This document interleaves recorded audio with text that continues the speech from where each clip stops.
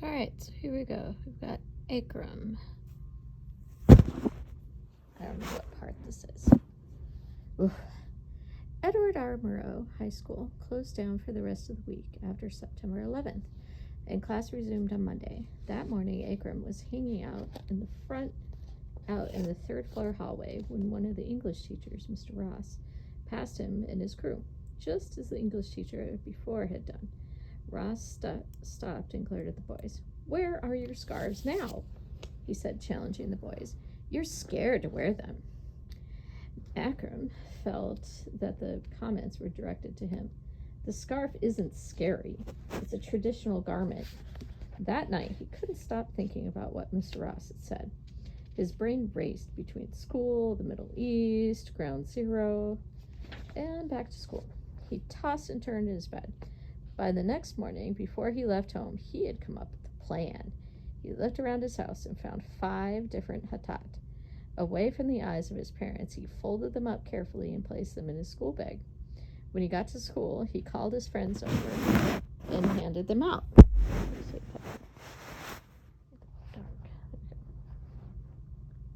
Still going? All right. His cousin took one. A Pakistani friend put one over his head. 2 Yemeni, I think that's how you say it, friends draped them over their shoulders. They waited in the hallway for Ross while Akram practiced what he was going to say to the teacher. "Who's scared now? No one's scared here," he was whispering. But before Ross showed up, Annie, a security guard at the school, spotted them. 5 boys wearing Arab headdresses in the hallway, and she blew up. "You know what's going on now," she yelled at Akram. "Why are you doing this?" And they began arguing and screaming at one another. Wow. In the hallway, Akram didn't know what had gotten into him. Why the confrontations, the confusions, the anger, but he exploded. "Really, I'm the funny guy," he said later. Annie continued to yell at him, and he yelled back, and the scene was getting bigger and more unmanageable. Panama, another security guard, and one whom Akram considered a friend, showed up and walked up to the boy. Panama placed his huge bulk in front of him and pushed him back. "Relax, man," he said. "Relax." But Akram couldn't. He started yelling, "Bin Laden didn't do it. Bin Laden didn't do it." Annie was yelling back at him the whole time, but his own voice was so loud in his ears that he couldn't hear a thing she was saying. Panama grabbed Akram and took him downstairs to the dean's office, where he explained to the dean what had happened, while Akram was silent. By now, Akram wasn't yelling anymore. "Bin Laden didn't do it," he told the dean quietly when asked what was going on. The dean sensibly replied that they weren't there to discuss who did and didn't do what. The whole room fell silent while the dean thumbed the hata for a while. Then he asked Akram, "Who told you to bring these in?" "Speak to your staff about what they told us," Akram spit back. He felt lonely and wounded and confused. He stayed in the dean's office for the rest of the band until the dean was sure he had calmed down enough to be sent back to his classroom. Later that day, Akram handed the hatat to some of the girls in his crew, 2 Bangladeshis and a Filipina. They laughed while they put them on, and someone snapped a picture. That photo made it into the yearbook. "I had just turned 17, Akram told me, laughing and sighing. The blender ground loudly in the coffee shop while he looked away with a half smile on his lips. "The funny thing is," he said, "before September 11th, I had never even heard of Osama bin Laden." By 2003, Akram had graduated high school and entered college. For years, someone in his extended family always went to his grandparents' house in El Bara during the summer to help take care of the aging couple. This summer, Akram's uncle was supposed to go, but his daughter, Akram's uncle was supposed to go, but his daughter, Akram's cousin, was getting married, and so Akram volunteered to go in his uncle's place. He wanted to get away for a while anyway, and welcomed the opportunity to connect with his family in the West Bank. He convinced his parents of the idea. It was an impulse decision, and he bought his ticket and waited in line downtown to get his own passport in one day. Before, he had traveled on his mother's passport, but now, at 18 years old, he was flying for the first time by himself. His father had come to America when he was 17, Akram is thinking, and here he was leaving America at the age of 18.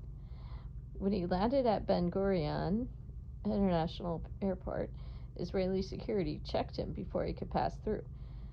The young Israeli woman with the airport's authority met him. She thumbed his passport, rifled through his luggage, and checked his story. Akram stood off to the side and watched her. Before he left New York, his father had warned him not to make any trouble with the Israelis, and please not to make any jokes. When she asked him why he was coming to Israel, he said, to see my grandparents. They're sick. I'm going to stay with them over the summer, Enjoy their company. Then she asked him if he had any weapons. He chuckled at the absurdity of the question. Yeah, I have a couple of grenades in my bag. What kind of question is that? He laughed. But she didn't. It was just procedure, she said. She was doing her job. Akram looked into her brown eyes. She was pretty. Your English is very good, he said, like an American. I grew up in Buffalo. Wow, you guys are getting deported too? Akram called the trip, because she would have been Jewish. Let's see. Akram called the trip the most spectacular, the best time I ever had. He was on his own. He didn't have to work in the store or go to class. He would wander around the sleepy village of El Bara, then meander down the street for 5 minutes and walk into the more urban Ramallah. There he saw the Makata, Arafat's compound, that the Israelis had laid siege to in September 2002. So the Israelis are the Jewish people. Arafat's people kept it in a state of disrepair as a gesture of defiance in memory. So disrepair means it needs to be repaired. It's all messed up. And Akram strolled around the compound, his mouth agape at the destruction. Wrecked cars were strewn about. The walls were crumbling. You could see where the tanks had fired shells into the walls. Palestinian soldiers were patrolling the area, and he went up and talked to them. He told them in Arabic that he had come from America, and they asked him about American girls. One of the soldiers let him hold his Kalashnikov, which is his gun, and snapped his photo. Akram asked to see Arafat, but they wouldn't let him in. He would have to get approval from a minister in the Palestinian Authority, whose office was in a different part of Ramallah, and then he would need another signature from this man, and then from that minister and someone else. The explanation continued through a maze of bureaucracy. He gave up on the idea and left, looking again at the compound from a distance and at the neighboring buildings. This is the way the Palestinians live, he thought. You can see people on top of the roofs waiting for an attack, he told me. On a previous trip several years back, when he was still just a kid, he and Kareem had gone to a well near his grandfather's property that had the sweetest water they had ever tasted. And so now, one morning, while walking around, he decided to go searching for it. His family had told him not to go. The Israeli army had blocked access to the water, building an impromptu border between the aquifer and the town, digging up the earth around the well, surrounding it with piled-up dirt and broken cars. Impetuously, Akram decided to try to find it anyway. One morning, he grabbed a stick for the walk as a precaution against the scrappy stray dogs in the area. He passed the berm of dirt the Israel army had set up, made his way down the hill, and proceeded to walk the good distance to the well. Not long after, a Humvee came chasing him. Oh, crap, he thought. Here they come. His heart started beating hard. He didn't have his passport or any papers with him that morning. Should I stay or should I go? There's a song like that. He asked himself, his fear rising. He stopped. The Humvee pulled over. 3 soldiers inside. One soldier got out and approached him. Another stayed in the vehicle talking on a phone. A third stood behind and pointed a rifle directly at Akram. The first soldier said something in Hebrew to Akram, who shook his head. Do you speak English? Akram asked. What are you doing here? The soldier demanded. He spoke English with a Hebrew accent. Nothing. I'm just here to get some water, Akram said, emphasizing his American intonation. What water? There's a well over here. There's nothing here, the soldier said. There's a well just over there. It doesn't belong to you. He surprised himself how he slid from one comment to the other. He could hear his heart thump in his ears. He wondered what was going to happen. Would they take him in? He really wished that he had his papers with him. Where do you live? The soldier asked, and Akram said that the family house was just over the hill. I'll make you guys some tea, he said, offering an invitation that he hoped they wouldn't accept. And he was right. They said nothing, and the soldiers went back to the Humvee and started talking to the other. Akram took advantage of the situation. All right, I gotta go now, he said loudly. Sorry. And he walked away, first slowly and then as fast as he could, without looking as if he were running. It was a small moment of confrontation, but it stuck with him. On his last Friday in the West Bank, he talked to his family about going to Jerusalem for the Friday prayer. You'll never get in, they told him, since the Israeli won't let any male under 45 into the Al-Aqsa compound. But he was determined to try. He took his passport and told them he'd be back by late afternoon. He shared a taxi to the drop-off point in Jerusalem's old city. He worked his way through the crowds in the narrow alleys, looking for the entrance to the mosque. When he found it, a small metal door, a phalanx of soldiers, that just means a bunch, stood in his path. He tried to walk through the line, but one of the soldiers began yelling at him. Ya Walad! Ya Walad! They shouted in Arabic. Hey boy! Akram ignored him at first, surmising that since he was an American who spoke English, the soldiers shouldn't assume that he couldn't understand Arabic. Then the soldiers yelled with such ferocity that Akram thought it was wise to pause. A group of soldiers began crowding around him, asking him where he was going. An Israeli regular clothes who also spoke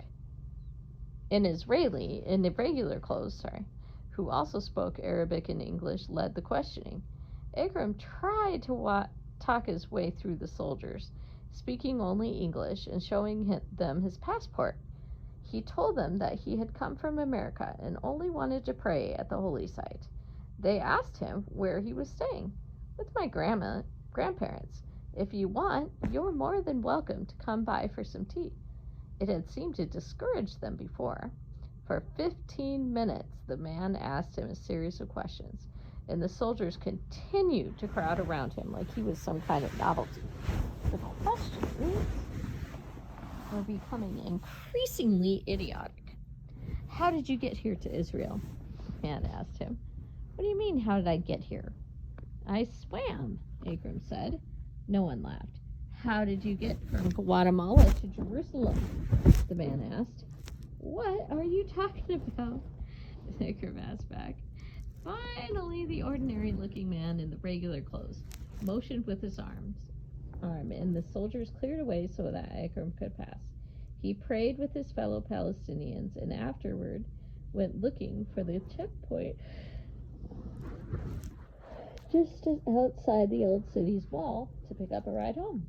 This is a place controlled by the Israeli army, but where loads of vans and cars are normally waiting to transport Palestinians back to the West Bank. But now he couldn't find any cars. There was only an Israeli Jeep there with a bunch of soldiers crouching behind the vehicle. Ooh, that doesn't sound good. A sole civilian white van was off in the distance. The space, now vacant and too quiet, was eerie. Someone in the van spotted Akram twisting around and looking lost. Yalla! Yalla! Imshi! The man from the van yelled, hurry up, run! And Akram ran. And the Israeli soldiers yelled something to him that he didn't understand. He stumbled head first into the vehicle. Inside the van were the driver and another man with his 2 daughters. The mood was anxious, and everyone was waiting for something terrible to happen. The Israeli soldiers had halted all their cars, and the air was unbearably still. Then Akram heard a gunshot, and that's when it got real, he told me. The van owner yelled, "Roll up the windows!" Akram laughed in disbelief. "For what, buddy? They're not bulletproof," he thought in English, but he did it anyway. The father was yelling to the driver, "Let's go!" The father yelled back, "I can't go anywhere. They won't let me pass." The father got fed up. He opened the door and left the car with his 2 daughters, holding on to one and walking with the other. He stepped close, slowly but proudly up to the soldiers, showing them that he wasn't going to do anything and was holding only his children. They stared at him hard, but let him walk through the area and beyond, and a taboo was for a moment broken. Akram and his driver watched it all from the car. Eventually, the soldiers let the van pass, and the driver and Akram traveled down the road. Akram could now see the mosque from the van's window. "Jeez, holy cow," he whistled. About 100 Palestinian kids were throwing rocks and bottles at the soldiers, who were sometimes firing back at the crowd with their rifles. "This isn't CNN anymore," Akram thought. Akram comments easily on how daily life for the Palestinians is really more difficult than what he experienced. But the Palestinian struggle affects him deeply and sometimes closely. Until the end of his life, Akram's grandfather, elderly and frail, was constantly frightened that Israeli troops were going to break down his door and force him out of his home. Other people in his family have been injured by the Israelis. "My cousin," Akram told me, "was shot in the hip for throwing rocks, and one of my in-laws had part of his face and skull blown off. He had to go to Abu Dhabi for reconstructive surgery. He lives here now, but he's so scared all the time. His whole soul is shattered." Akram is thankful that he didn't have any more direct contacts with the Israeli occupation than he did, but the trip was important to him in all sorts of ways. It allowed him some independence. It gave him an adult taste for travel and for connecting directly with his roots.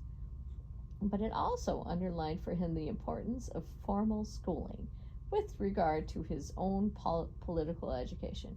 "It's good to see the struggle," Akram told me, "but it's generations now of fighting with nothing to show for it, and it hurts you." His solution is to fight back with reason and education. "You have to use your head," he loves to say. When he was at the store, he almost flew into a rage over the Danish cartoon controversy.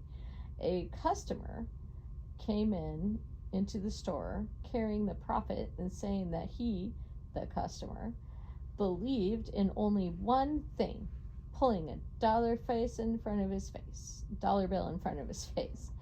Akram found it insulting in the extreme, but he was able to hold himself back after his uncle told him, in Arabic, to pity the man rather than fight him. "The older I get, the more I realize that the violence isn't going to do anything. Education is important.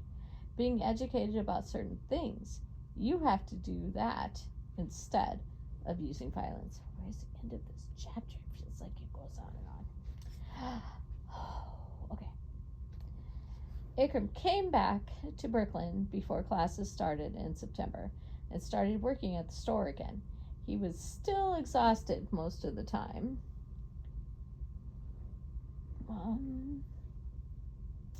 But he poured his energy into school and managed to earn a place on the honor roll.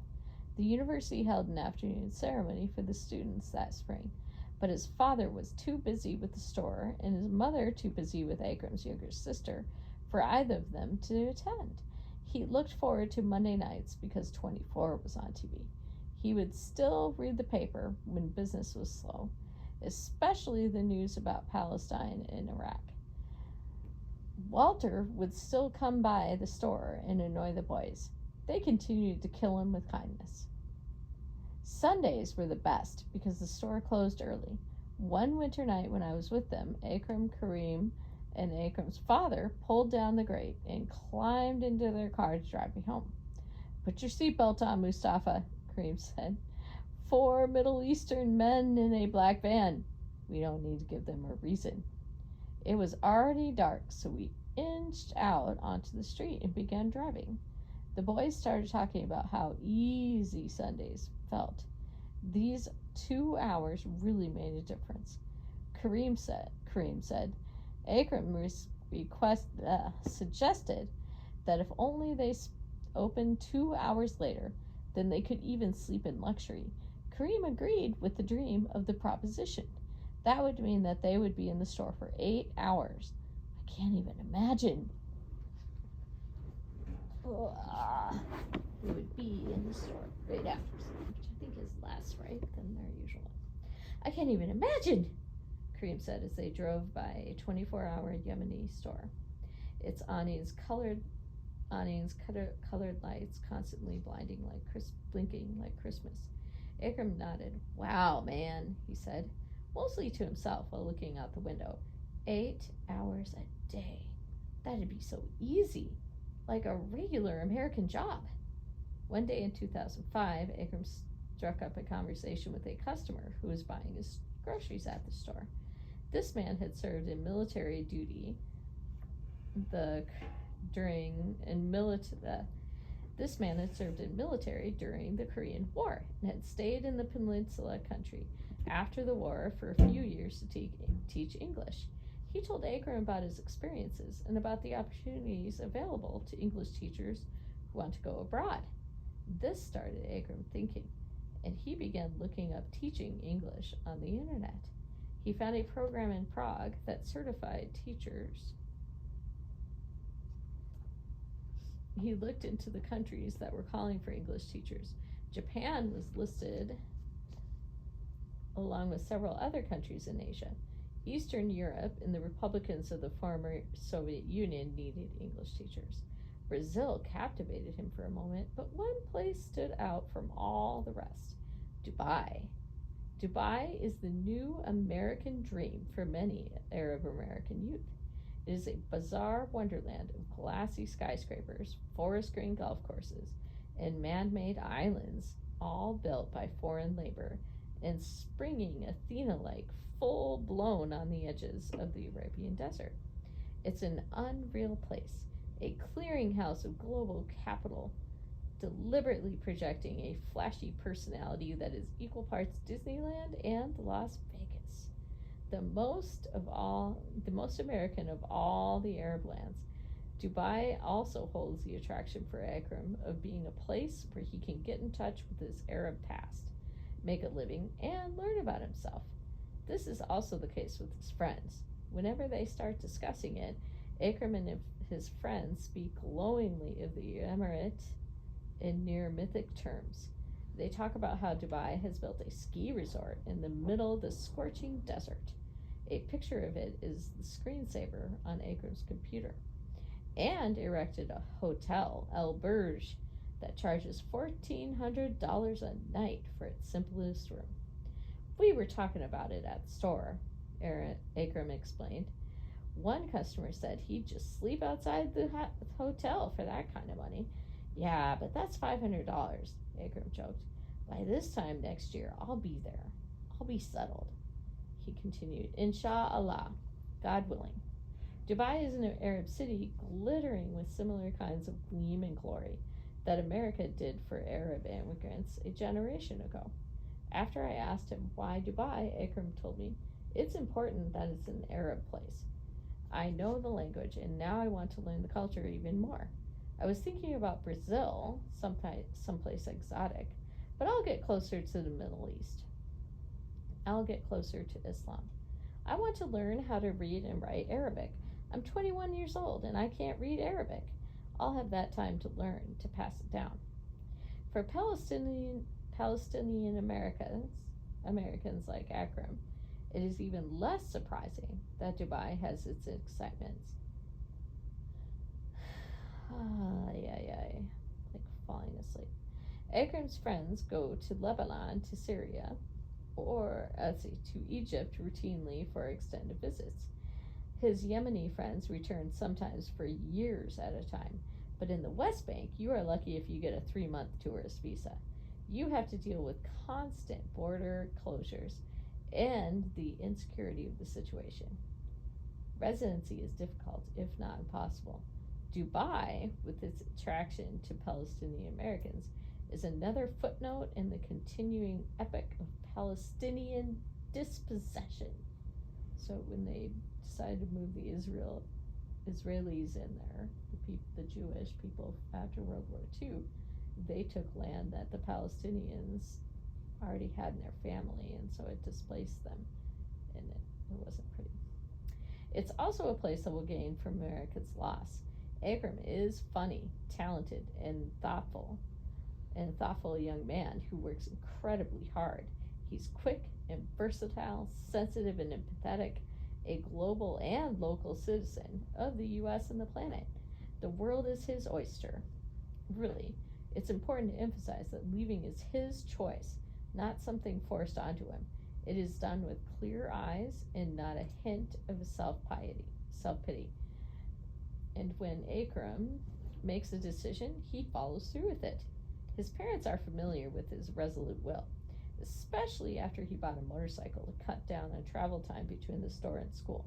They have accepted his choice, hoping that he will return before too long, which he very well might. If you're going to do this, his father said, do this in the Middle East. But the point is why he has opted to leave for Dubai, to reverse the geography of his father's American dream. I've been rereading Frank McCourt's Angela's Ashes, he told me. Without being so grand, they, the McCourt family, were worse in America than they were in Ireland.